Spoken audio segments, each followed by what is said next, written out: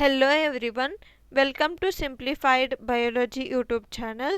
ಇವತ್ತು ಈ ವಿಡಿಯೋದಲ್ಲಿ ನಾವು ಸೆಕ್ಷುವಲ್ ರಿಪ್ರೊಡಕ್ಷನ್ ಇನ್ ಆಂಜಿಯೋಸ್ಪರ್ಮ್ಸ್ ಚಾಪ್ಟರ್ನಲ್ಲಿ ಬರುವಂಥ ಮೈಕ್ರೋಸ್ಪೊರೋಜೆನೆಸಿಸ್, ಮೆಗಾಸ್ಪೊರೋಜೆನೆಸಿಸ್ ಮತ್ತು ಆಂಬ್ರಿಯೋಸ್ಯಾಕ್ ಫಾರ್ಮೇಷನ್ ಪ್ರೊಸೆಸ್ಗಳ ಬಗ್ಗೆ ಸ್ಟಡಿ ಮಾಡೋಣ. Microsporogenesis, the process of formation of microspores from a pollen mother cell through meiosis. Pollen mother cell meiotic division ಆಗಿ ಹ್ಯಾಪ್ಲಾಯ್ಡ್ ಮೈಕ್ರೋಸ್ಪೋರ್ಸ್ ಪ್ರೊಡ್ಯೂಸ್ ಆಗುವಂಥ ಪ್ರೊಸೆಸ್ಗೆ ನಾವು ಮೈಕ್ರೋಸ್ಪೊರೋಜೆನೆಸಿಸ್ ಅಂತ ಹೇಳ್ತೀವಿ. When the anther forms, the cells of sporogenous tissue undergo meiotic division to form microspore tetrad. ಈಗಾಗಲೇ ಹಿಂದಿನ ವಿಡಿಯೋಗಳಲ್ಲಿ ನಾವು ಆಂಥರ್ ಸ್ಟ್ರಕ್ಚರ್ ಬಗ್ಗೆ ಸ್ಟಡಿ ಮಾಡಿದ್ದೀವಿ. ಆಂಥರ್ ಸ್ಟ್ರಕ್ಚರ್ನಲ್ಲಿ ಸ್ಪೋರೋಜಿನಸ್ ಟಿಶ್ಯೂ ಕಂಡುಬರುತ್ತೆ. ಈ ಸ್ಪೋರೋಜಿನಸ್ ಟಿಶ್ಯೂ ಮಿಯೋಟಿಕ್ ಡಿವಿಷನ್ ಆಗಿ ಮೈಕ್ರೋಸ್ಪೋರ್ ಟೆಟ್ರಾಡನ್ನು ಫಾರ್ಮೇಷನ್ ಮಾಡುತ್ತೆ. ಮೈಕ್ರೋಸ್ಪೋರ್ ಟೆಟ್ರಾಡ್ ಅಂತಂದರೆ 4 ಮೈಕ್ರೋಸ್ಪೋರ್ಸು ಗ್ರೂಪಲ್ಲಿ ಅರೇಂಜ್ ಆಗಿರುವಂಥ ಒಂದು structure. Each cell of sporogenous tissue is capable of giving rise to a microspore tetrad. ಈ ಸ್ಪೊರೋಜಿನಸ್ ಟಿಶ್ಯೂ ಅಲ್ಲಿ ಪ್ರೆಸೆಂಟ್ ಇರುವಂಥ ಪ್ರತಿಯೊಂದು ಸೆಲ್ಗೂ ಮೈಕ್ರೋಸ್ಪೋರ್ ಟೆಟ್ರಾಡ್ ಅನ್ನು ಫಾರ್ಮೇಷನ್ ಮಾಡುವಂಥ ಕೆಪಾಸಿಟಿ ಇರುತ್ತೆ. So each cell is called as pollen mother cell ಅಂತ ಹೇಳ್ತೀವಿ. The microspores are arranged in a cluster of 4 cells, that is microspore tetrad ಅಂತ ನೋಡಿದ್ದೀವಿ. When the anther matures and dehydrates, the microspores separate from each other and develop into pollen grains. ಯಾವಾಗ anther mature ಆಗುತ್ತೆ, ಅದರಲ್ಲಿರುವಂಥ water content loss ಆಗುತ್ತೆ. ಇದರಿಂದಾಗಿ ಮೈಕ್ರೋಸ್ಪೋರ್ಸು separate ಆಗುತ್ತೆ. ಈ separate ಆಗಿರುವಂಥ ಮೈಕ್ರೋಸ್ಪೋರ್ಸು ಪೋಲೆನ್ grains ಆಗಿ ಡೆವಲಪ್ ಆಗುತ್ತೆ. In each microsporangium thousands of pollen grains are formed. Each ಮೈಕ್ರೋಸ್ಪೊರಾಂಜಿಯಮಲ್ಲಿ 1000ಕ್ಕಿಂತನೂ ಹೆಚ್ಚು ಅಥವಾ 1000 ಆಫ್ ಪೋಲೆನ್ ಗ್ರೇನ್ಸ್ ಫಾರ್ಮೇಷನ್ ಆಗುತ್ತೆ. ಅರ್ಥ ಮಾಡ್ಕೊಳ್ಳೋಕ್ಕೆ ಈಸಿ ಆಗಲಿ ಅಂತ ಸ್ಕಿಮ್ಯಾಟಿಕ್ ರಿಪ್ರೆಸೆಂಟೇಷನನ್ನು ಕೊಟ್ಟಿದ್ದೀವಿ. First, sporogenous tissue, it undergoes meiotic division and it forms microspore tetrad. ಯಾವಾಗ ಆಂಥರ್ ಮ್ಯಾಚೂರ್ ಆಗುತ್ತೆ ಮತ್ತು ಅದರಲ್ಲಿ ಡಿಹೈಡ್ರೇಷನ್ ಆಗುತ್ತೆ, ಆವಾಗ ಮೈಕ್ರೋಸ್ಪೋರ್ಸ್ ಸಪ್ರೇಟ್ ಆಗುತ್ತೆ. ಸಪ್ರೇಟೆಡ್ ಮೈಕ್ರೋಸ್ಪೋರ್ಸ್ ಪೋಲೆನ್ ಗ್ರೇನ್ಸ್ ಆಗಿ ಡೆವಲಪ್ ಆಗುತ್ತೆ. ಇವಾಗ ಮೆಗಾಸ್ಪೊರೋಜೆನೆಸಿಸ್ ಸ್ಟಡಿ ಮಾಡೋಣ. Megasporogenesis is the process of formation of megaspores from megaspore mother cell. Generally ovule contains single megaspore mother cell.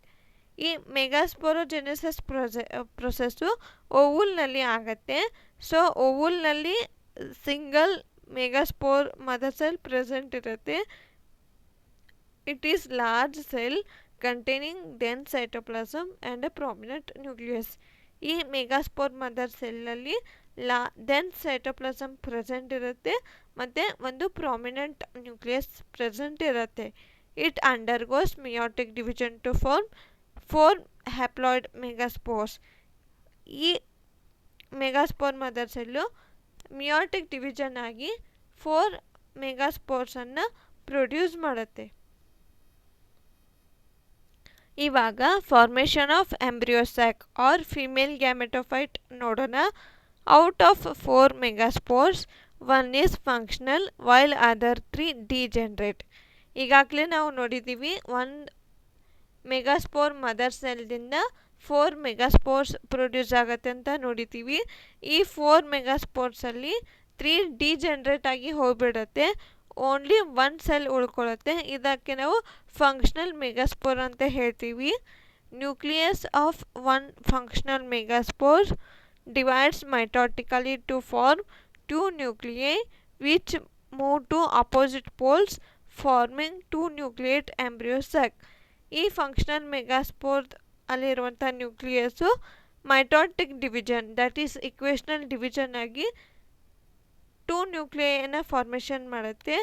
ಈ 2 ನ್ಯೂಕ್ಲಿಯೈ ಓವಲ್ನ ಎಂಡ್ಸ್ಗಳಿಗೆ ಅಂತಂದರೆ ಅಪೋಸಿಟ್ ಪೋಲ್ಸ್ಗಳಿಗೆ ಮೂವ್ ಆಗುತ್ತೆ. ಈ ಸ್ಟೇಜಿಗೆ ನಾವು 2 ನ್ಯೂಕ್ಲಿಯೇಟ್ ಎಂಬ್ರಿಯೋ ಸ್ಯಾಕ್ ಅಂತ ಹೇಳ್ತೀವಿ. 2 more sequential mitotic nuclear divisions result in the formation of 4 nucleate and later 8 nucleate stages of embryo sac. ಇವಾಗ ನಮಗೆ 2 nuclei formation ಆಗಿದೆ.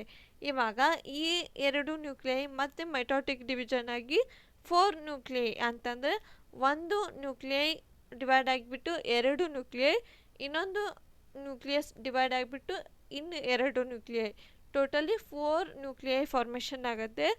ಈ ಸ್ಟೇಜಿಗೆ ನಾವು 4 ನ್ಯೂಕ್ಲಿಯೇಟ್ ಎಂಬ್ರಿಯೋ ಸ್ಯಾಕ್ ಅಂತ ಹೇಳ್ತೀವಿ. ನೆಕ್ಸ್ಟು ಫಾರ್ಮೇಷನ್ ಆಗಿರುವಂಥ ಈ 4 nuclei undergo mitotic division and they also form 8 nuclei. 4 into 2 8 nuclei formation ಆಗುತ್ತೆ ಟೋಟಲ್ ಆಗಿ. This 8 nucleate stage is known as typical female gametophyte. ಆಂಜಿಯೋಸ್ಪರ್ಮ್ನಲ್ಲಿ ಫಿಮೇಲ್ ಗ್ಯಾಮೆಟೋಫೈಟಲ್ಲಿ ಈ ರೀತಿಯಾಗಿ 8 ನ್ಯೂಕ್ಲಿಯೇಟ್ ಸ್ಟೇಜು ಪ್ರೆಸೆಂಟ್ ಇರುತ್ತೆ. ಇವಾಗ ನಮಗೆ 8 ನ್ಯೂಕ್ಲಿಯೈ ಫಾರ್ಮೇಷನ್ ಆಯಿತು. Out of 8 6 nuclei have cell wall and organised into cells.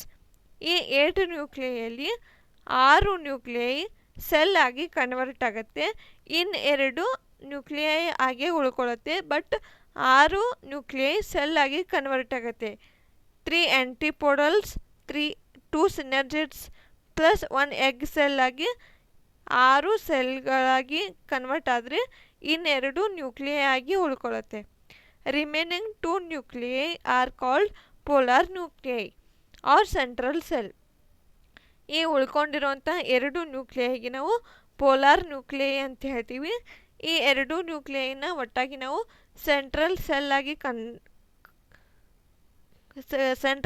ಆಗಿ ಕನ್ಸಿಡರ್ ಮಾಡ್ತೀವಿ. Situated below the egg apparatus in the large cell. So 8 nuclei formation ಆಗಿರುತ್ತೆ. ಈ 8 ನ್ಯೂಕ್ಲಿಯೈಲಿ 6 ನ್ಯೂಕ್ಲಿಯೈ ಸೆಲ್ ಆಗಿ ಕನ್ವರ್ಟ್ ಆಗುತ್ತೆ. ಉಳಿದಿರುವಂಥ 2 ನ್ಯೂಕ್ಲಿಯೈಗೆ ಪೋಲಾರ್ ನ್ಯೂಕ್ಲಿಯೈ ಅಂತ ಹೇಳ್ತೀವಿ. ಈ 2 ನ್ಯೂಕ್ಲಿಯೈಗೆ ಒಟ್ಟಾಗಿ ನಾವು ಸೆಂಟ್ರಲ್ ಸೆಲ್ ಅಂತ ಹೇಳ್ತೀವಿ. Out of 6 cells 3 grouped together at the micropylar end and form egg apparatus. ಇವಾಗ 6 ಸೆಲ್ ಇದಾವೆಲ್ಲ, ಈ 6 ಸೆಲ್ಲಲ್ಲಿ 3 grouped at the micropylar end and form egg apparatus. 3 cells micropylar ಎಂಡಲ್ಲಿ ಗ್ರೂಪ್ ಆಗಿ ಎಗ್ ಅಪ್ಯಾರಟಸನ್ನು ಫಾರ್ಮೇಷನ್ ಮಾಡುತ್ತೆ. ಈ ಎಗ್ ಅಪ್ಯಾರಟಸಲ್ಲಿ 2 ಸಿನರ್ಜಿಡ್ಸ್ ಇರುತ್ತೆ ಮತ್ತು 1 ಎಗ್ ಸೆಲ್ ಇರುತ್ತೆ.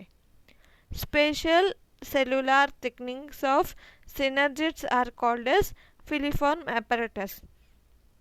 ಈ ಸಿನರ್ಜಿಡ್ಸ್ ಅಂತ ನೋಡಿದ್ದೀವಲ್ಲ, ಈ ಸಿನರ್ಜಿಡ್ಸಲ್ಲಿ ಪ್ರೆಸೆಂಟ್ ಇರುವಂಥ ಸ್ಪೆಷಲ್ ಸೆಲ್ಯುಲಾರ್ ಥಿಕ್ನಿಂಗ್ಸಿಗೆ ನಾವು ಫಿಲಿಫಾರ್ಮ್ ಅಪ್ಯಾರಟಸ್ ಅಂತ ಹೇಳ್ತೀವಿ.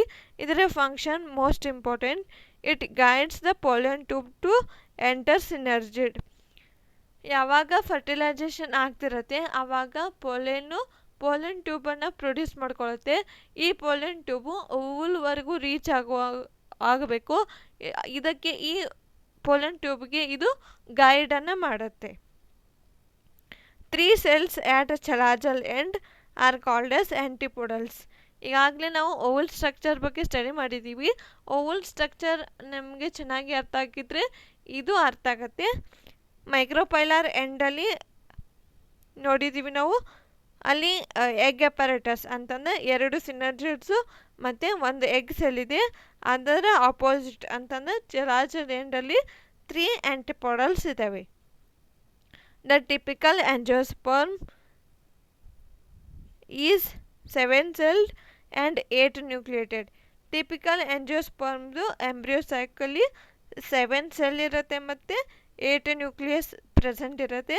ಸೊ ಈ ಸ್ಟ್ರಕ್ಚರ್ಗೆ ನಾವು 7 celled and 8 nucleated embryo sac ಅಂತ ಹೇಳ್ತೀವಿ. 7 ಸೆಲ್ ಅಂತ ಹೇಳ್ತಿದ್ದೀವಿ. ಈ 7 ಸೆಲ್ ಯಾವ್ಯಾವ ಅಂತ ನೋಡೋಣ. 3 ಆ್ಯಂಟಿಪೋಡಲ್ಸ್ ಪ್ಲಸ್ 2 ಸಿನರ್ಜಿಡ್ಸ್ ವಿತ್ 1 ಎಗ್ ಸೆಲ್.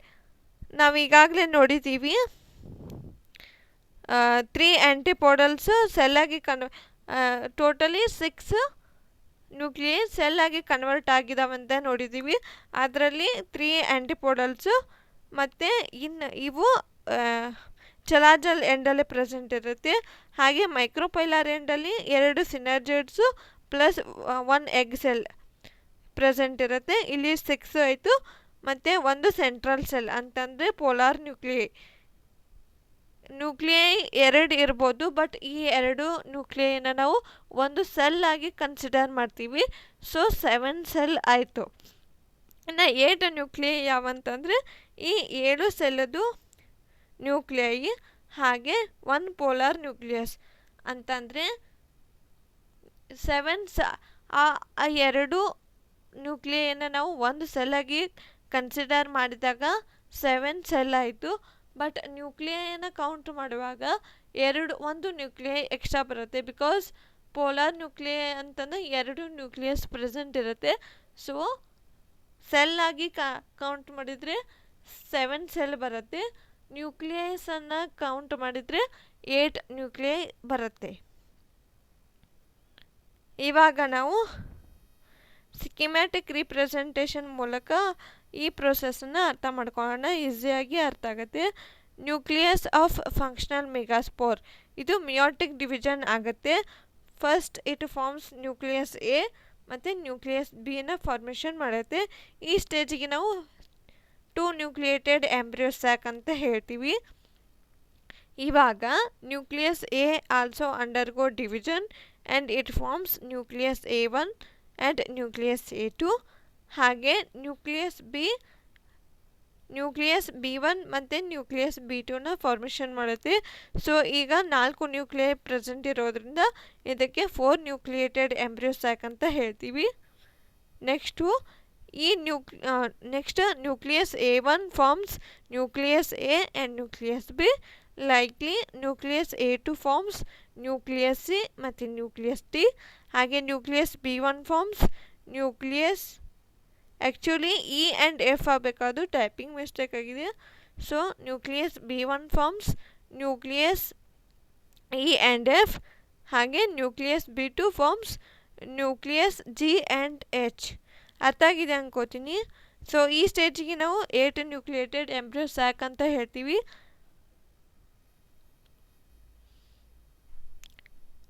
ಈ ವಿಡಿಯೋದಲ್ಲಿ ನಾವು ಮೈಕ್ರೋಸ್ಪೋರೋಜೆನೆಸಿಸ್, ಮೆಗಾಸ್ಪೋರೋಜೆನೆಸಿಸ್ ಮತ್ತು ಎಂಬ್ರಿಯೋ ಸ್ಯಾಕ್ ಹೇಗೆ ಫಾರ್ಮೇಷನ್ ಆಗುತ್ತೆ ಅಂತ ನೋಡಿದ್ದೀವಿ.